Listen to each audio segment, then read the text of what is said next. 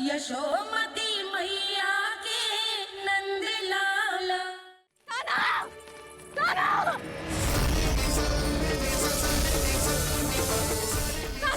यशोदा, यशोदा रुको। छोड़ दो मुझे। चिच्ची संभालो, बावली हो गई क्या? चिच्ची संभालो। देखो अब कैसे तुम्हारे अस्थियों को तोड़कर छोटे छोटे टुकड़ों में बदल दूंगा मैं।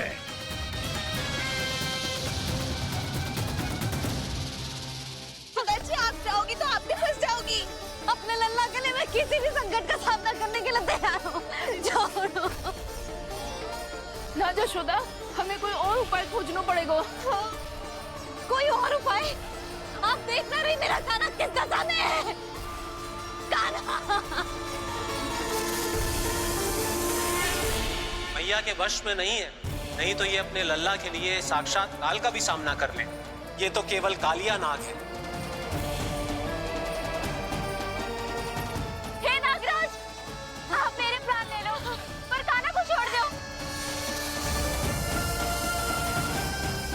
ना नागराज, आप मेरे प्राण ले लो, मैं विरोध भी ना करूंगी। ना नागराज, आप मुझे मार दो, पर मेरे काना को छोड़ दो। ना ना ना ना नागराज, मेरे प्राण ले लो, हमारे काना से क्या शत्रुता है आपकी? प्रभु के लिए जो प्रेम यशोदा मैया के हृदय में है, वही इन सभी गोपियों के हृदय में भी है।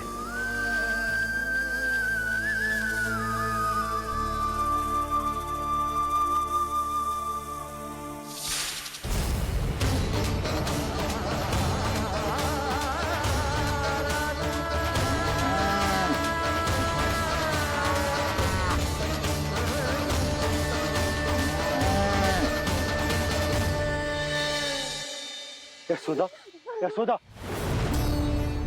देखो इन गोपियों को, इन गैयाओं को, इन सब के मन में भी तुम्हारी भांति ही ममता भरी हुई। वो सब भी कान्हा से उतना ही प्रेम और स्नेह करती हैं, उतनी ही ममता से भरी हुई है जितनी कि तुम। तो तुम ही सोचो, जिसके साथ इतनी ममता और इतना स्नेह, इतना प्रेम, उसका कोई क्या कर सकता है? उस कालिया नाग का वेश इस सब आशीर्वादों के सामने कछु न है। कछु करो जी। उसे बोलो वो मेरे प्राण ले दे, मेरे काना को छोड़ दे। यशोदा,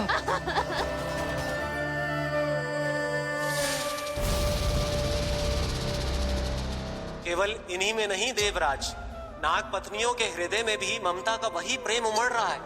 देखिए। मैं आपके हाथ जोड़ती हूँ स्वामी, इस बालक को छोड़ दीजिए। ये अवश्य ही कोई दिव्य आत्मा है स्वामी। हम आपसे विनती करते हैं स्वामी, इस नन्हे बालक को हानि मत पहुंचाइए स्वामी। मेरी पत्नियां मेरे ही शत्रु के लिए विनती कर रही हैं। अब यदि इसके पक्ष में एक शब्द भी कहा तुम सबने, तो मैं इस बालक से पहले तुम सबके प्राण ले लूंगा। हो रहा प्रसन्न नाग कालिया, विजय को निश्चित जान। रोते बिलखते व्याकुल सब, संकट में देख कान्हा के प्राण।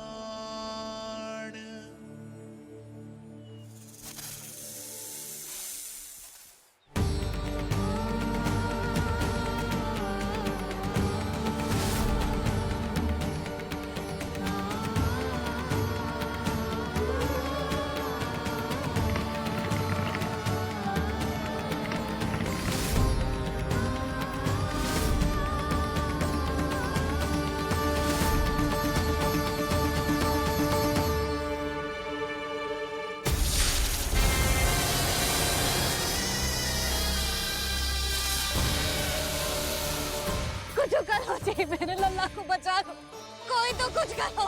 चिची, संभालो जी।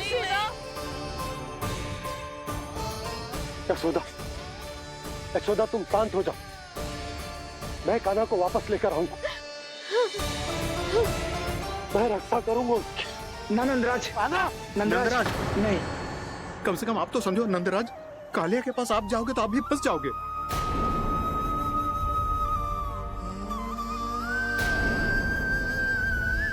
बलराम, तेरा भाई इतनी भीषण संकट में है और तुझे जरा भी दुख ना हो रहा?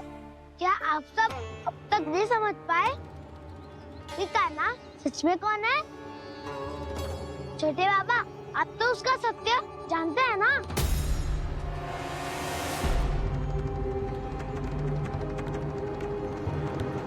मानता हूँ कि आप सब कान्हा के रहस्य के बारे में नहीं जानते, पर क्या उसके जन्म से आज तक घटी एक से बढ़कर एक विचित्र घटनाओं को भी भूल गए हैं आप सब? भूल गए हैं कि कैसी पूतना जैसी राक्षसी उसका कुछ बिगाड़ नहीं पाई, कैसे तरनावती जैसा भयानक राक्षस उसे एक खरोच भी नहीं दे पाया था।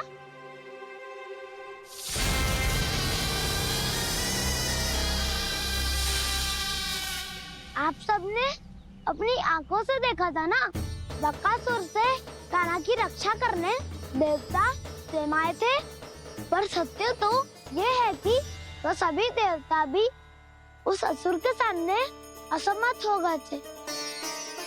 तब कान्हा ने बहुत ही आसानी से उस भयंकर असुर का वध किया था, एक ही बार में धराशायी कर दिया था उसे।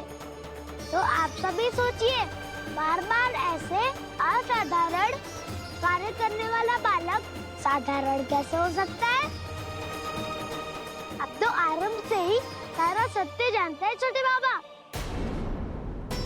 रहस्य छुपाने में सदैव कान्हा की सहायता करते आए आप, और आज आप स्वयं ही उसके सत्य को भूल रहे हैं। और तुम सब भी तो जानते हो कान्हा की शक्तियों के बारे में, तो क्या तनिक भी विश्वास ना है अपने सखा पे? बलराम, जे तू क्या कह रहा है? मैंने जो कहा उसका एक एक शब्द सत्य है छोटी माँ। यदि प्रभु की इच्छा हुई तभी कुछ ही क्षणों में सब कुछ अपनी आंखों से स्वयं अनुभव कर लेंगे आप।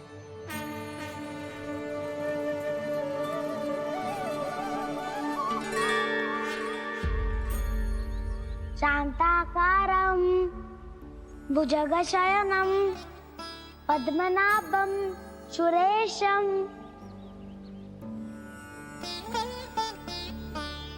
विश्वाधारं गगनसदृशं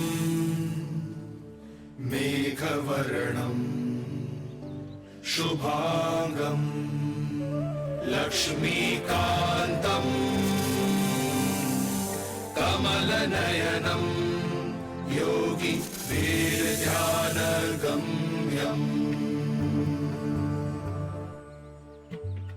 वन्दे विष्णुं भवभयहरं सर्वलोकैकनाथम्।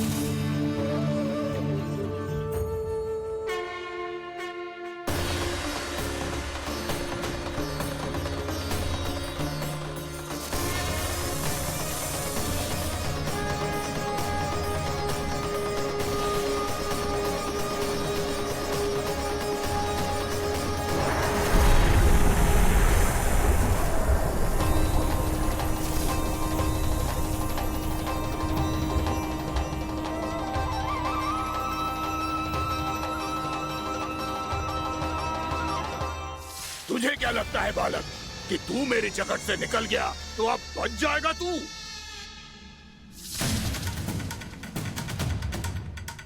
मेरे विष से अपनी प्राण रक्षा करने में सफल रहा, मेरी जकड़ से भी छूट गया, पर मेरे दंश से नहीं बच पाएगा।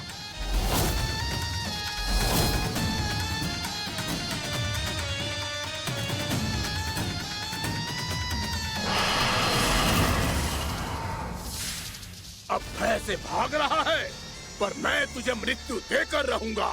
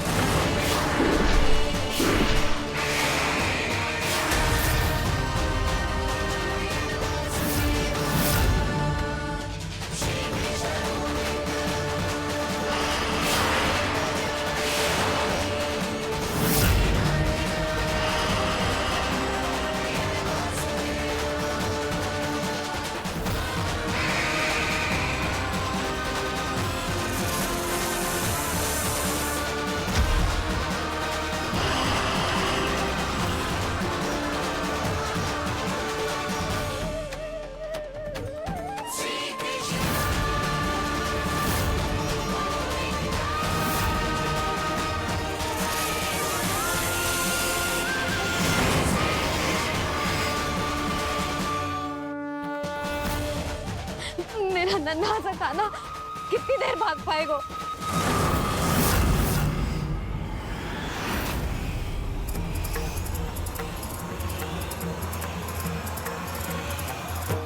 और कितनी प्रतीक्षा करोगे मेरी भक्त कालिया? भक्त नहीं, काल हूँ मैं तेरा। जब अहंकार का मुकुट बुद्धि को ढक लेता है तो भक्त अपने भगवान को भी नहीं पहचान पाता। व्यर्थ की पहेली में मत उलझा बालक। ना मैं भक्त हूँ और ना तू भगवान।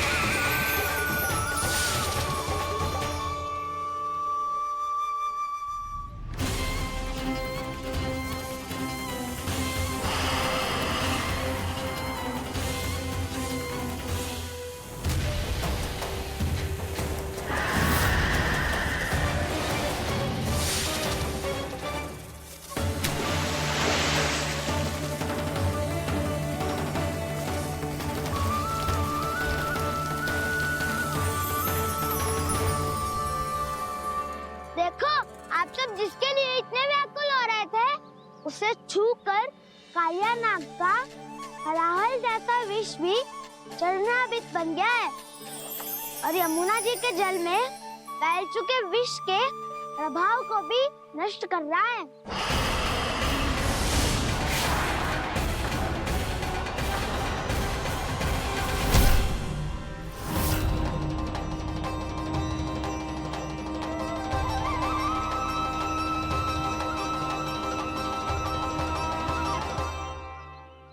धर्म रक्षक अधर्म विनाशक प्रभु श्री कृष्ण का कौशल सचमुच अद्वितीय है।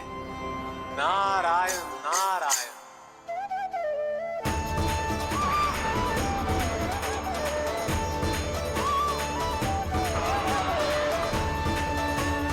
मेरा भार तुम्हारे भीतर के अहंकार का प्रतीक है कालिया। अब तुम्हारा अहंकार, तुम्हारा अभिमान मेरे पाँव के नीचे है और तुम्हारी पूंछ अर्थात तुम्हारे प्राण मेरे हाथ में। अब तुम क्या करोगे भक्त?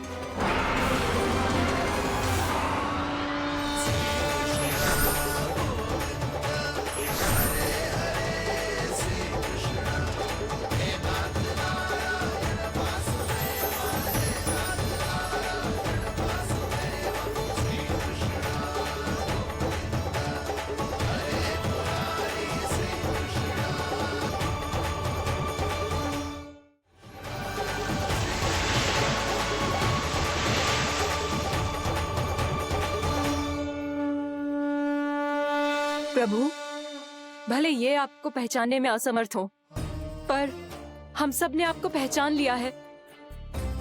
हाँ प्रभु, एक भक्त होने के नाते और एक अर्धांगिनी और माँ होने के नाते मैं आपसे इनके प्राणों की भिक्षा मांगती हूँ। अपनी कृपा दिखाइए और इन्हें क्षमा कर दीजिए। आपके लिए मित्र और शत्रु में कोई अंतर नहीं प्रभु, उसी तरह आपकी कृपा और दंड में भी कोई अंतर नहीं। दोनों दया ही तो हैं, अकारण ही किसी को प्राप्त नहीं होती। हमें विश्वास है कि हमारे पति को मिला ये दंड कोई अभिशाप नहीं है, आपका वरदान है। ये सत्य है प्रभु कि इनसे बहुत से पाप हुए हैं। इनके विष से बहुत सारे जीव जंतु को हानि पहुंची है, पर अब आपके चरण इनके शीश पर पड़ गए हैं। ऐसी कृपा तो बड़े बड़े महान महात्माओं को भी दुर्लभ है, और इन्हें प्राप्त हुआ तो अवश्य ही ये किसी महान पुण्य का ही फल है। हे प्रभु, उन्हीं पुण्य कर्मों की शक्ति का आह्वान कर मैं आपसे विनती करती हूँ, इन्हें प्राण दान दीजिए।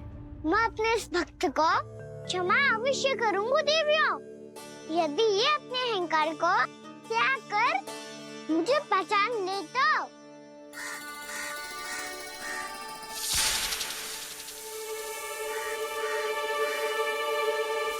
मैं तुम्हें श्राप देता हूँ, जितनी विषैली तुम्हारी जिह्वा है उतने ही विषैले सर्प बन जाओ तुम।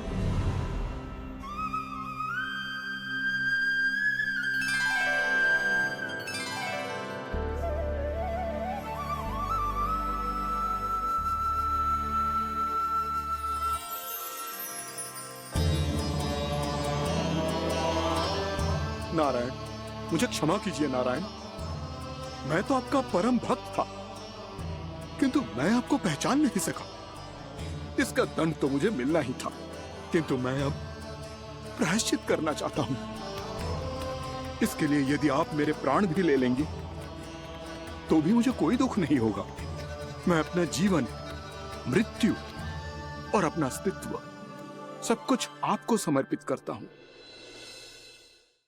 तुम्हें तुम्हारी क्रोध के कारण श्राप मिला, जिसे विशाल सर्प के रूप में तुम्हारा जन्म हुआ, और सर्प का तो स्वभाव है विष फैलाना, इसीलिए तुम्हें दंड नहीं दूंगा। मैं सिर्फ सभी अपराधों का पश्चाताप कर लिया, इसीलिए मैं तुम्हें क्षमा करता हूँ कालिया।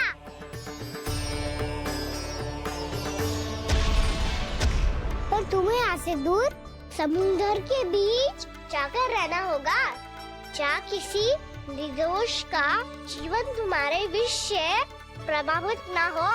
मैं चाहकर भी आपकी इस आज्ञा का पालन नहीं कर सकता। मैं असमर्थ हूँ प्रभु, क्योंकि यदि मैं इस क्षेत्र को छोड़कर गया तो मेरी मृत्यु निश्चित है। आपसे क्या छुपा है प्रभु? आप तो जानते हैं कि सर्प जाति और आपके वाहन गरुड़ के बीच अनंत शत्रुता चल रही है, जिसका प्रारंभ नागों के द्वीप नागालय से हुआ था। उस द्वीप पर छोटे जीवों को निगल जाने के लिए सर्प थे, और गरुड़ को सर्पों का स्वाद बहुत प्रिय था, इसलिए वो बार बार नागद्वीप जाने लगा था। पर इस कारण पूरी सर्प जाति उससे आतंकित हो गई थी, इसलिए जब भी गरुड़ वहाँ पहुँचता तो सभी सर्प छिपने लगते। जब गरुड़ को इसका आभास हुआ तो उसे बड़ा क्रोध आया, और वो उत्तेजना में भरकर सर्पों का शिकार करने लगा। भूख ना होने पर भी उन्हें मारने लगा। अब सर्पों के प्राण हरना उसके लिए खेल बन गया था। इस भीषण समस्या का समाधान ढूंढने के लिए पूरी सर्प जाति महान सर्प वासुकी के सामने इकट्ठी हुई। हे महान वासुकी, हमारी सहायता कीजिए। नागद्वीप पर गरुड़ ने आतंक मचा दिया है। पहले तो वो हमें अपना भोजन बनाता था, लेकिन अब हम उसके खेल का साधन बन चुके हैं। भूख हो या ना हो, जब तब आकर वो हमारे प्राण हर लेता है। अनुचित हिंसा के इस प्रथा का आरंभ सर्पों ने ही किया है। पहले आप सबने पूरे द्वीप पर अधिकार कर लिया, फिर आहार के साथ साथ आनंद के लिए भी आप सभी ने निर्दोष जीवों की हत्या की। और जब सृष्टि का संतुलन बनाए रखने के लिए गरुड़ आपको अपना आहार बनाने आया, तो आप सब अपने प्राणों की रक्षा के लिए छिपने लगे। तो फिर गरुड़ का उत्तेजित होना तो स्वाभाविक ही था। नागनाथ, जो हमने अन्य जीवों के साथ किया वही अब हमारे साथ हो रहा है, परंतु ये भी तो सृष्टि के संतुलन के विरुद्ध ही है ना? अवश्य है, इसलिए मैं गरुड़ से चर्चा करूंगा। धन्यवाद प्रभु।